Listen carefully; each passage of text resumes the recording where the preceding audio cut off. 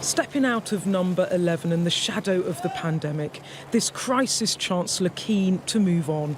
After 2 coronavirus budgets, Rishi Sunak now looking to the future. But there is still plenty of risk. Spiralling living costs putting the squeeze on millions of households.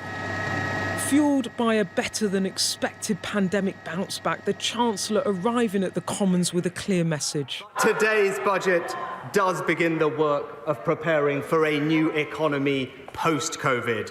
The Prime Minister's economy of higher wages, higher skills and rising productivity, of strong public services, vibrant communities and safer streets. An economy fit for a new age of optimism. A windfall splurged on targeted tax cuts and more spending, with some help for those on low pay. The universal credit taper withdraws support as people work more hours. The rate is currently 63%. So for every £1 someone earns, their universal credit is reduced by 63p. Let us be in no doubt, this is a tax on work. We are cutting it from 63 to 55%. The masks worn by the PM and Cabinet colleagues are a reminder that COVID isn't over. But a promise too that as the economy returns to normal times, so will this Chancellor's approach to tax and spend. My goal is to reduce taxes.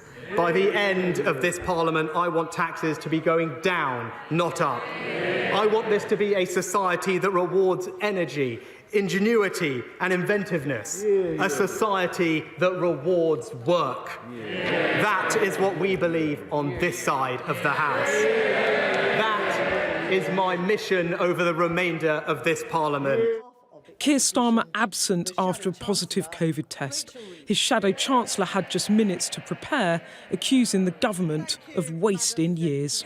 Time and again today, the Chancellor compared the investments that he is making to the last decade. But who was in charge? Who was in charge in this last decade? They were. But people are getting warned, wise to them. Every month they feel the pinch. They're tired of the smoke and mirrors.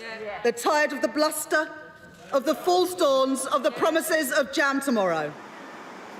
This was a big budget with big spending, as those better-than-expected economic forecasts gave the Chancellor a whopping £35 billion a year in additional revenue. You can see now why he feels the economy really is moving past the COVID crisis. But there's a flip side too. Inflation and the cost of living is on the rise, and there is a risk that the gap between the Chancellor's optimism and people's lived experience not just begins to grow, but begins to really grate. The PM and Chancellor at a brewery to promote alcohol duty changes, cheaper pints at the pub and spirits high in government. But years of slow growth, a very real hangover.